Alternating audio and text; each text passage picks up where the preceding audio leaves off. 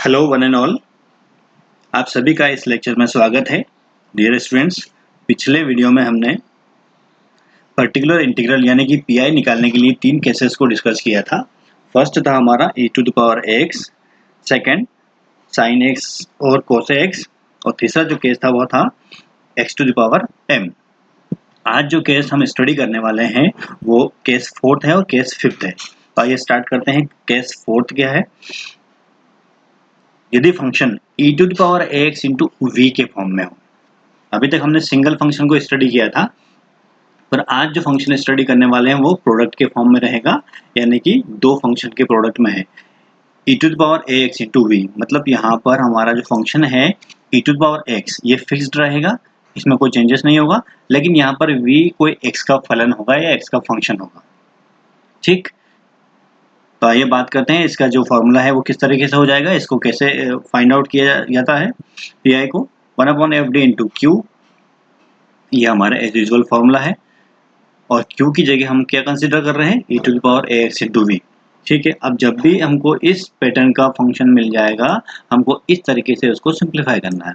सबसे पहले हमको e to the power ax को लेफ्ट हैंड साइड में लेके आना है, फिर जो a यहाँ रहेगा उसको फंक्शन में d की जगह d प्लस ए रिप्लेस करना है। फिर से रिपीट कर रहा हूँ, क्या रिप्लेस करना है? जो फंक्शन गिवन रहेगा उसमें d की जगह हमको क्या रिप्लेस करना है, d प्लस ए रिप्लेस करना है। बाकी जो फंक्शन राइट हैंड साइड में रहेगा वो एज इट इज रहेगा। राइट, चलिए अब क्वेश्चन कैसे सॉल्व किया जाता है इसका एक बार उस पर नजर डाल लेते हैं। सॉल्व द डिफरेंशियल इक्वेशन, हल कीजिए D square Y by D X square minus 2 dy by D X plus Y is equal to X square E to the power 3x। ठीक, देखिए यहाँ पर इसका पैटर्न बिल्कुल वही है। हमने इसको एक बार इस तरीके से रीड कर लिया, राइट डाउन कर लिया, जैसा कि हम पहले स्टडी कर चुके हैं। अब इस क्वेश्चन में हम लोग कौन सा केस पढ़ रहे हैं, e की पावर ax इंटू वी वाला, इसलिए हमने सबसे पहले क्या लिख लिया यहाँ पर, e to the power ax into V. एक बार और इसको रीड कर लिया, एक बार और यहाँ राइट डाउन कर लिया, F D equals to this and Q equals to this. अब पहले की तरह हमने सी एफ निकाल लिया, कैसे निकाल लिया, डी इक्वल्स टू एम और Y equals to M code करके। तो हमारा जो सॉल्यूशन आया है वो आया है, एम का वैल्यू कितना आया है, 1 आया है। तो उस केस में ये जो केस है इक्वल रूट्स वाला, ये हमने सी एफ राइट डाउन कर लिया है। पहले भी हम पढ़ चुके हैं, जब भी सी एफ यानी कि एम के जो रूट्स है अगर इक्वल आते हैं तो सी एफ लिखने का तरीका ये होगा। ठीक, अब पीआई की बात आती है। हम इस वीडियो में पीआई डिस्कस कर रहे हैं, तो पीआई को आपको ध्यान से देखना है। एक बार नजर डालिए यहाँ पर, as it is formula write down कर लिया, जो फंक्शन गिवन है वो लिख लिया हमने, D square minus 2d plus 1, और जो क्यू दिया हुआ है वो e की power 3x dot x square. ठीक है, क्या मेथड था अभी ऊपर स्टडी किया हमने, जब भी हमको इस पैटर्न का मिल जाएगा तो उस केस में e की पावर x को आगे रखेंगे और d की जगह d प्लस ए रिप्लेस करना है। ठीक है, यहाँ पर हमने e की पावर 3x को आगे रख लिया और a यहाँ पर कितना दिया हुआ है, 3 दिया हुआ है। तो अब d की जगह d प्लस 3 रिप्लेस करना है। तो यहाँ पर हर जगह जहाँ जहाँ d है वहाँ पर d की जगह d प्लस 3 रिप्लेस कर दिया है, और ये एक्स स्क्वायर यानी कि v एज इट इज है।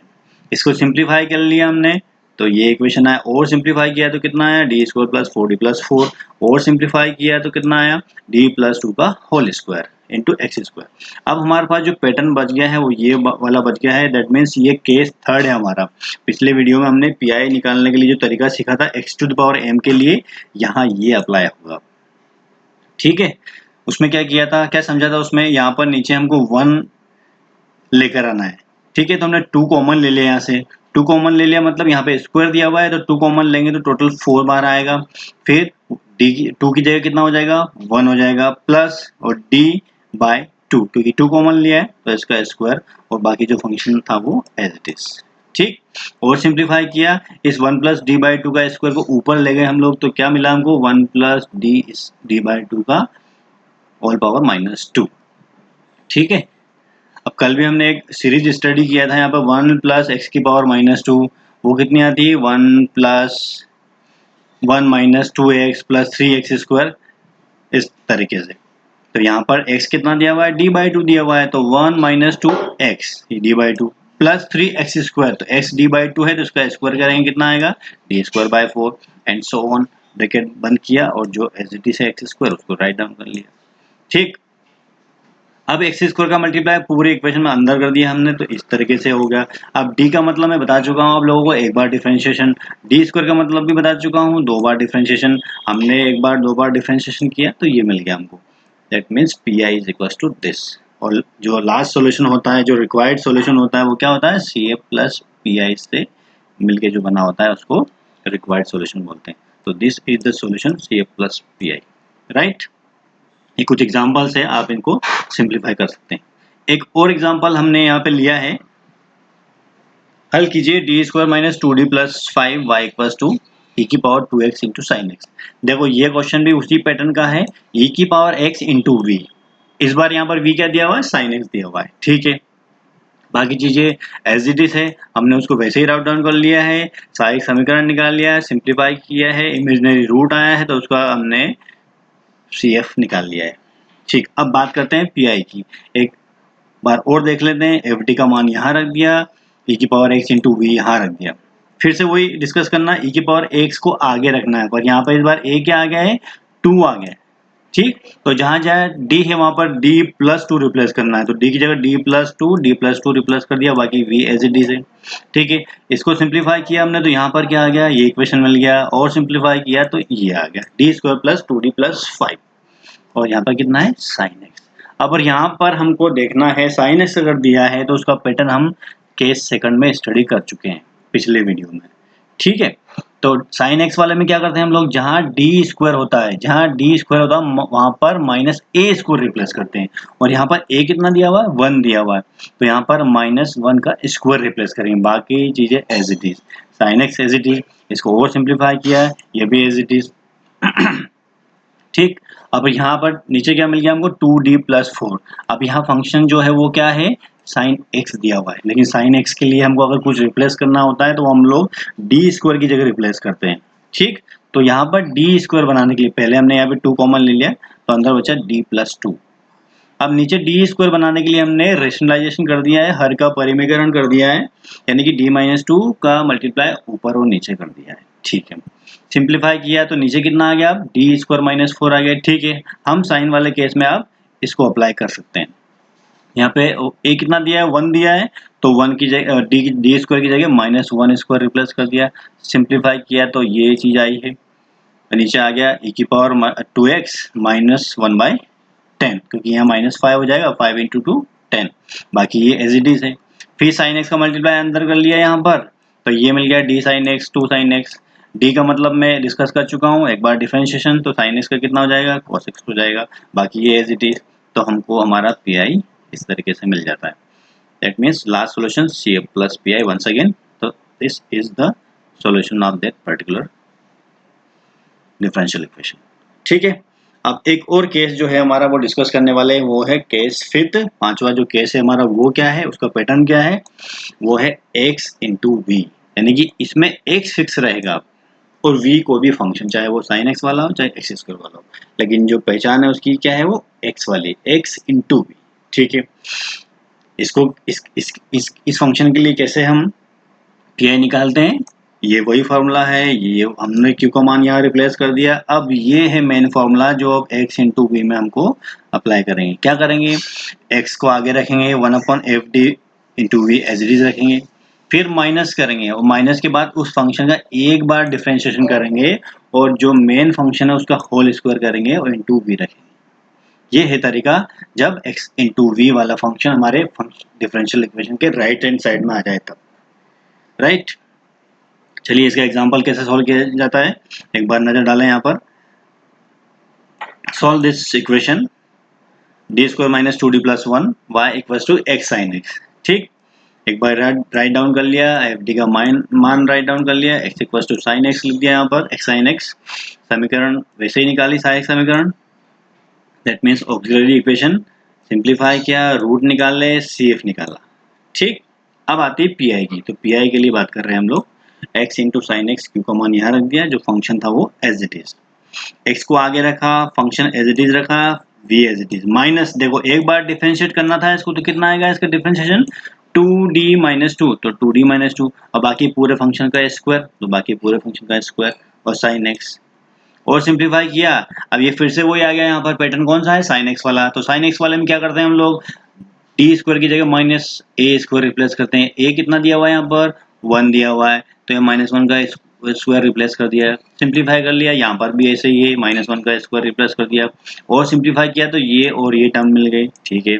और सिंप्लीफाई किया, देखो यहाँ पर 1/d दिया हुआ है, 1/d, और 1/d का मतलब मैं आपको डिस्कस कर चुका हूँ। That means we have to integrate, हमको समाकलन करना है। तो साइन एक्स का जो समाकलन है वो कितना हो जाएगा, माइनस कॉस एक्स, ठीक है।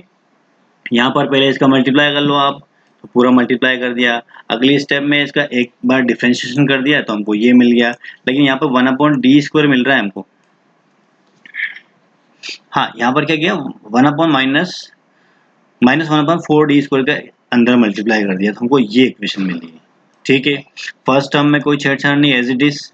यहाँ पर 1/d, दैट मीन्स एक बार इंटीग्रेशन माइनस cos x हो जाएगा, तो minus minus plus cos x/2।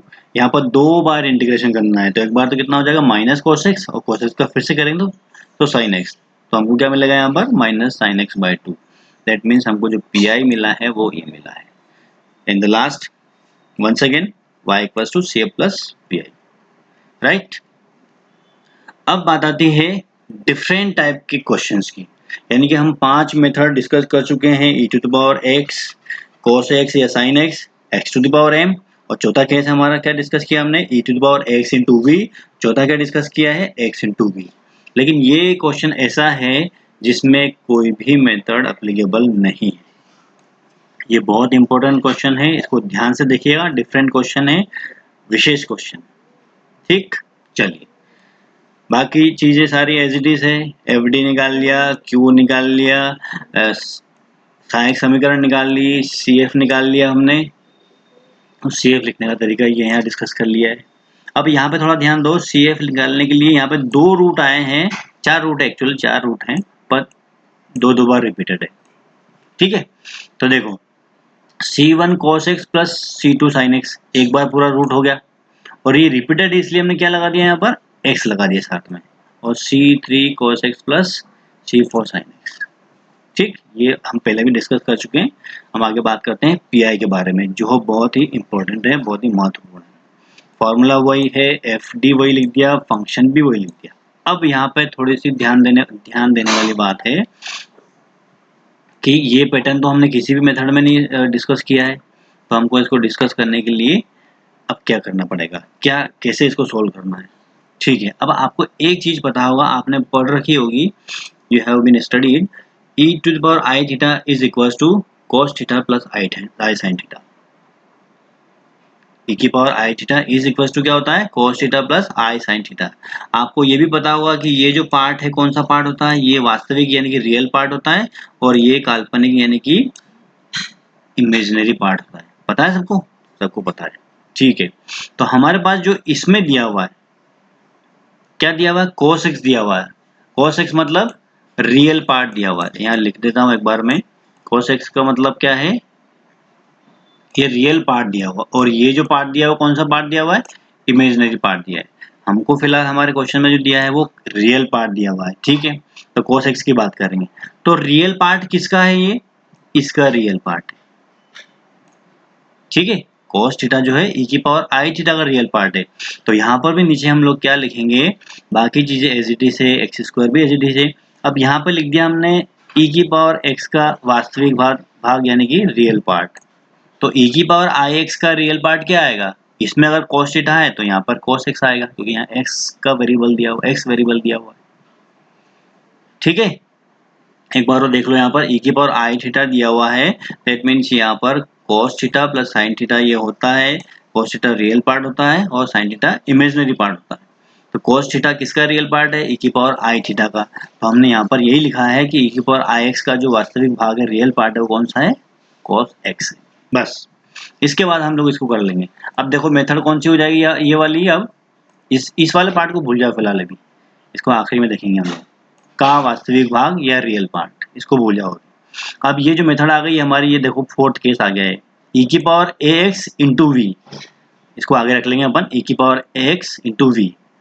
तो e⁻ix को हम आगे लेकर आ गए, और अभी फोर्थ मेथड में क्या डिस्कस किया था, जो a होता है वो फंक्शन में डी की जगह डी प्लस ए रिप्लेस करते हैं, पर ए यहाँ पर आई दिया है, इसलिए इस पूरे फंक्शन में जहाँ जहाँ डी है वहाँ डी प्लस आई रिप्लेस कर दिया, बाकी x square as it is. ठीक है, और ये साथ में चल ही रहा है, ये पूरा चलता रहेगा, आखिरी में हमने इसको लास्ट में डिस्कस करेंगे। थोड़ा सिंप्लीफाई किया तो हमारा जो इक्वेशन आया वो ये आ गया, मतलब लास्ट में इस साइड में क्या बचा है, राइट हैंड साइड में एक्स स्क्वायर बचा है। तो ये शुरू का हमारा तीसरा केस बन गया x to the power M वाला, जो कि हम अभी डिस्कस किया था। क्या बनाना है हमको, 1 बनाना है, तो हम लोग क्या करेंगे, 2id पूरा कॉमन लेंगे, 2id पूरा कॉमन लेंगे, यहाँ स्क्वायर दिया हुआ है, 2id पूरा कॉमन लेंगे तो ये बाहर आएगा, 2id का स्क्वायर कॉमन आएगा तो -4d स्क्वायर बच जाएगा, और 2id कॉमन आया तो यहाँ 1 बच गया और माइनस हो जाएगा यहाँ पर, क्योंकि हम लोग यहाँ पर id/2, यहाँ डी स्क्वायर तो है ही सही, और 2id नीचे लिखेंगे हम लोग, है ना, यहाँ पर 2id नीचे आएगा तो सिंप्लीफाई करेंगे तो ये आ जाएगा -id/2। बाकी ये इज इट इज चल रहा है। ठीक है, अब जब x की पावर m होता है तो हम लोग क्या करते हैं, पूरे फंक्शन को ऊपर उठा के ले जाते हैं, तो ये पूरे फंक्शन को ऊपर ले गए, फिर से वही 1 - x की पावर -2 सीरीज आ गई, तो सीरीज क्या होती है, 1 + 2x + 3x²। तो यहाँ पर x क्या दिया हुआ है, id/2 दिया हुआ है, तो फिर से वही हमने इसको एक्सपांड कर दिया। ठीक, एक्सपांड कर दिया, फिर से हमने एक्स स्क्वायर का मल्टीप्लाई अंदर कर दिया, तो ये भी अंदर मल्टीप्लाई कर दिया, फिर से वही डी है मतलब एक बार डिफरेंशिएशन, डी स्क्वायर है मतलब 2 बार डिफरेंशिएशन, डिफरेंशिएशन किया तो हमको ये आ गया, ये मिल गया। बाकी ये वास्तविक भाग अभी एज इट इज चल रहा है, वैसे को वैसे ही चल रहा है। फिर 1/d² बाहर बचा है, भी इसको भी हटाना है, तो 1/d का मतलब एक बार इंटीग्रेशन, 1/d² का मतलब 2 बार इंटीग्रेशन, तो इस फंक्शन का हमने 2 बार डिफरेंस इंटीग्रेशन कर दिया, समाकलन कर दिया, तो हमको ये मिल गया। बाकी ये इज इट इज चल रहा है। अब पूरा क्वेश्चन सोल्व कर लिया हमने, अब वापस जैसा क्वेश्चन पूछा था ना वैसे ही हम इसको राइट डाउन करना है। e⁻ix की जगह वापस हम क्या कर देंगे, cos x + i sin x लिख देंगे, जैसा हमने ऊपर डिस्कस किया अभी, और इसका वास्तविक भाग लेना है हमको। कौन सा भाग लेना, वास्तविक भाग। तो जो जो i वाले हैं उनको छोड़ के सारे भाग को हमको कंसिडर करना है।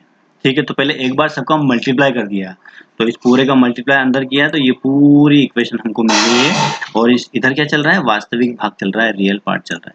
तो अब इन सब में से जो i वाला है उसको छोड़ के वो पूरा लिखना है, तो ये वाली टर्म हम नहीं लिखेंगे क्योंकि इसमें i दिया हुआ है, इसमें i दिया हुआ है और इसमें i दिया हुआ है, इसको छोड़ के हम पूरा लिख देंगे, और यहाँ से आखिरी में से का वास्तविक भाग हटा देंगे। तो ये हमारा लास्ट वाला ऑप्शन जो है आंसर रहेगा, मतलब पी रहेगा, और आखिरी में फिर क्या, CF + PI हमारा कंप्लीट सॉल्यूशन बन जाएगा। Right, thank you.